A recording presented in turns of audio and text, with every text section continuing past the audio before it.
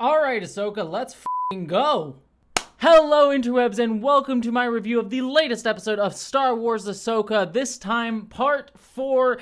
Still don't have the subtitle yet, because Disney Plus, for some ungodly reason, does not decide to put out the episode title with the episode. It's a repeated pattern that they have on all of their shows, not just this Star Wars show, and it drives me up a wall. Oh, it was said in the episode, Fallen Jedi. Why not just put that on the Disney Plus thing? I just had to remember that now. Anywho, regardless, beside the point. Holy crap, this was a great episode.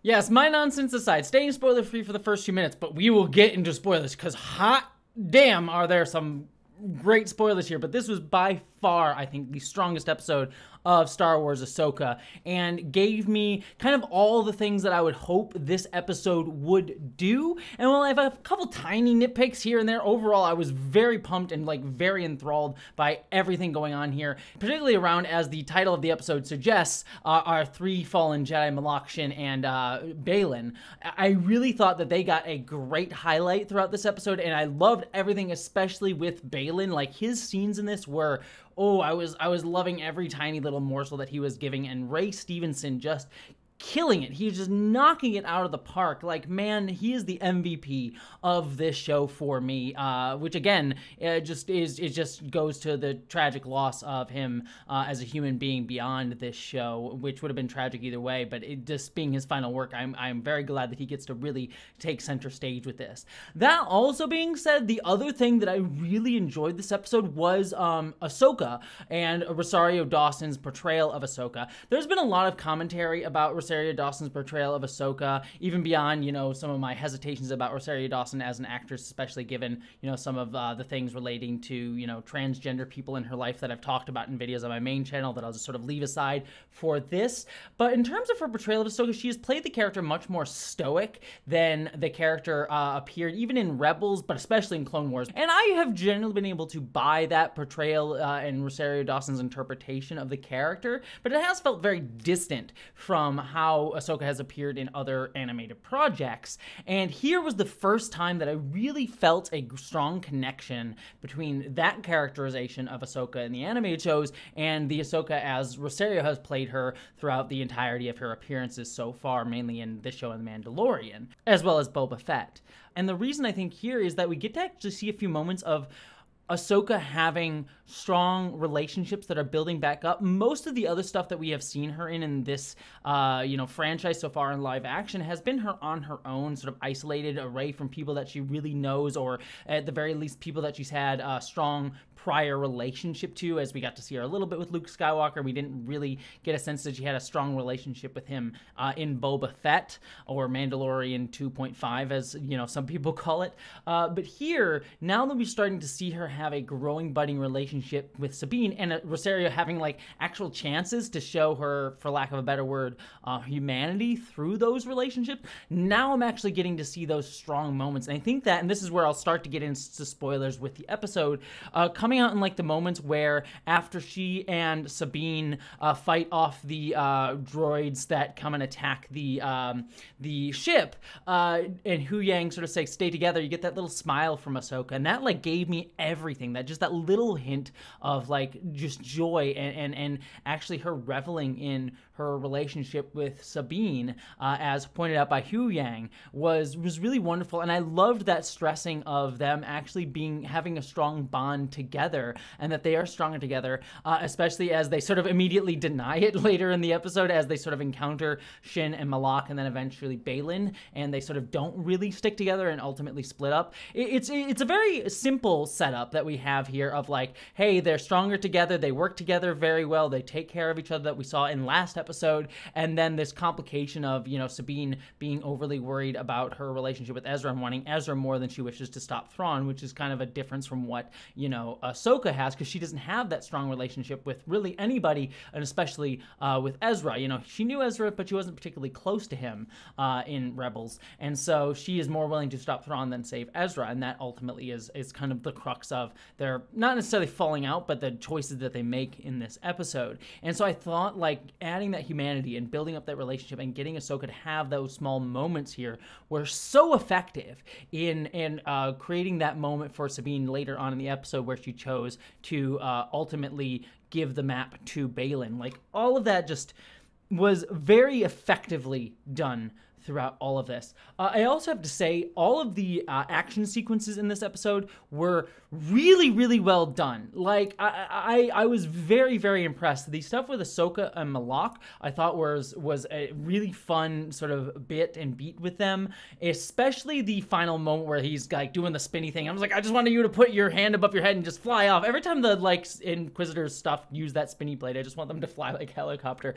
But that moment where they like do the like, they wait and then they run through each other, it gave me vibes of Obi-Wan versus Darth Maul, their battle and duel in Rebels, which is one of my favorite lightsaber duels in all of Star Wars, just that sequence. And this was very much shades of that, and I really enjoyed the anticipation of that moment. I was surprised to see Malak just get, you know, murdered there, and I guess it was just very clear he was in this show to just be a cannon fodder character that just was able to create a interesting battle for Ahsoka in a couple of scenes that he was in, but ultimately just being kind of wasted. And I feel like that's a little bit disappointing. I know there was a lot of speculation about the character. Ultimately, I'm kind of glad that he was just a dude with a mask. That's totally fine. There was no greater mystery to him generally. So I did ultimately enjoy that aspect of it, but I wish he had gotten a little bit more to do, but I guess he's just there to be slightly more powerful than usual cannon fodder.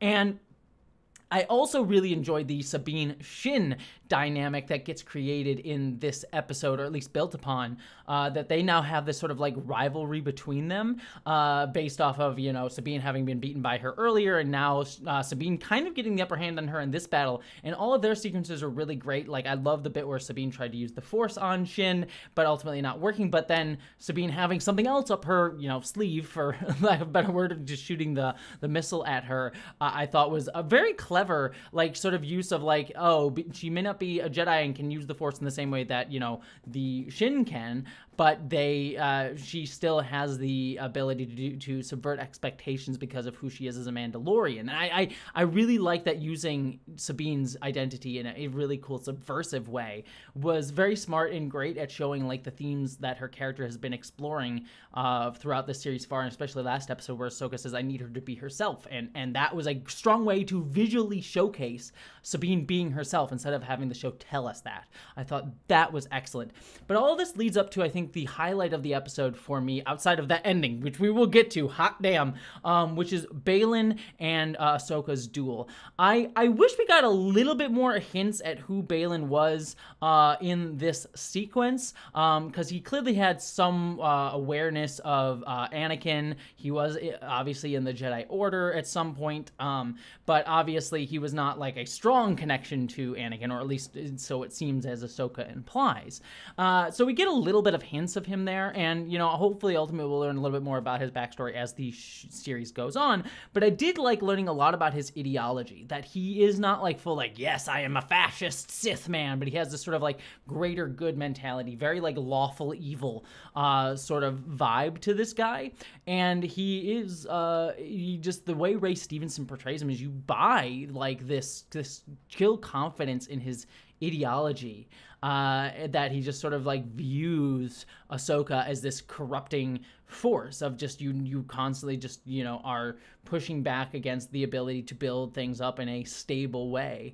And I want to learn more about him, because I could just see him being this dude who is like, look, fascism is evil, war is evil, but ultimately all this structure is a good thing. We saw what the Jedi did. And so just, again, that like sort of lawful evil sort of vibe from him, I thought worked very, very, very well. And I liked that sort of pushing against Ahsoka, and Ahsoka being like, nah, because she was always been that rebellious character.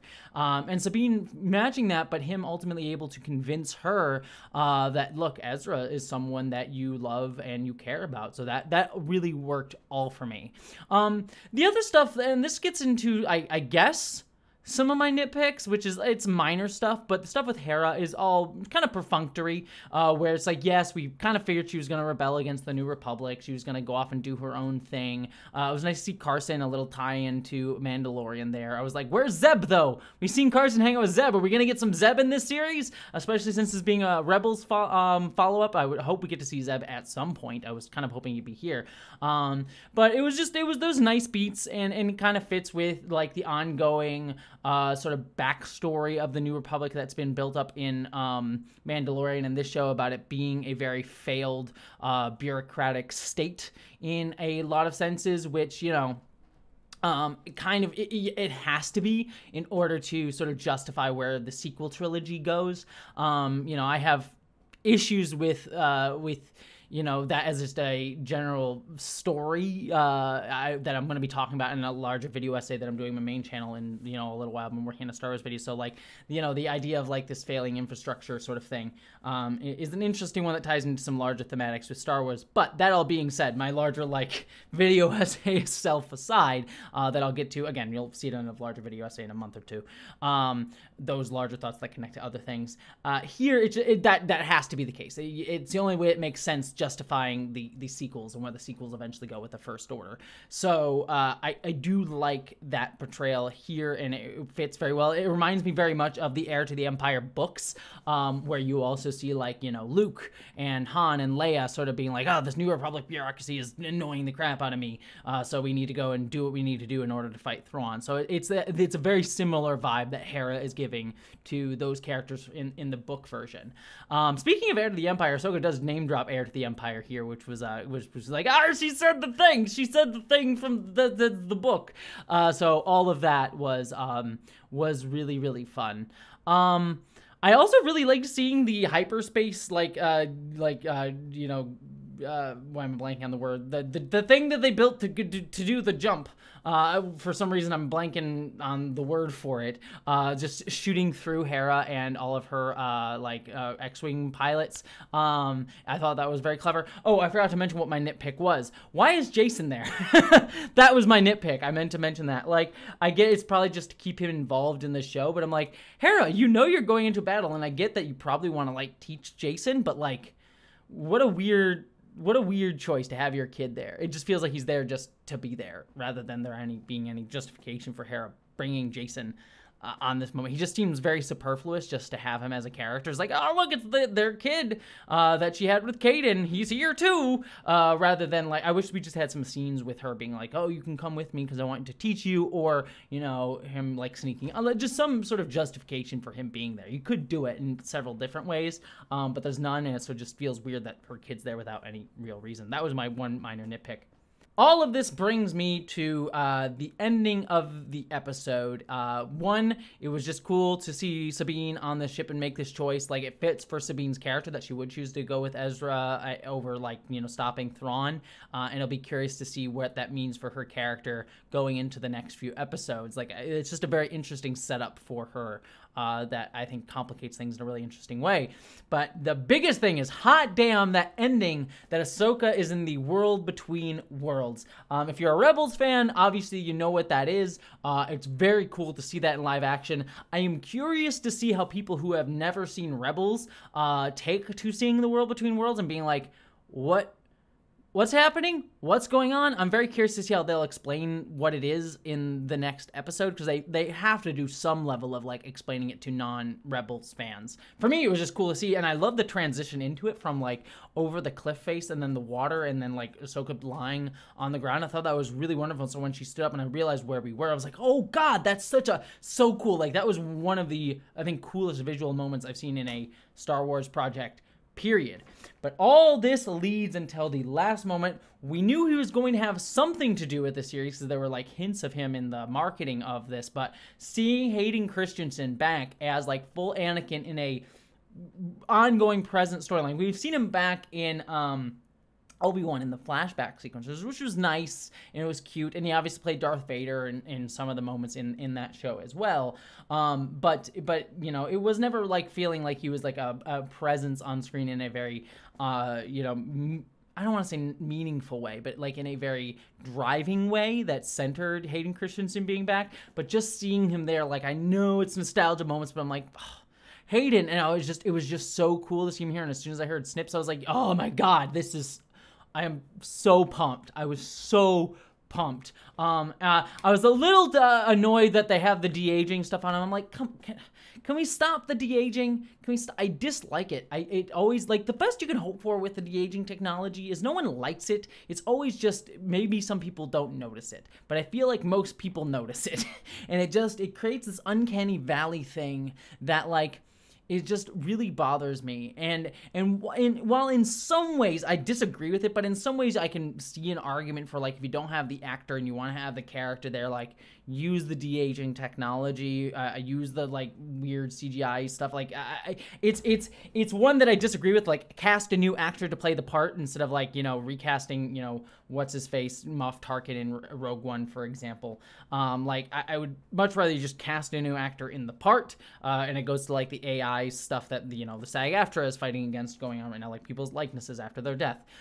So I don't like that use either, but I can at least see an argument for that being made. But it's like, here you have Hayden Christensen. He is there. You don't, and you're in, like, an ethereal world beyond time. Like, whatever justification they have for him being there, and I'm curious what they'll come up with him being there.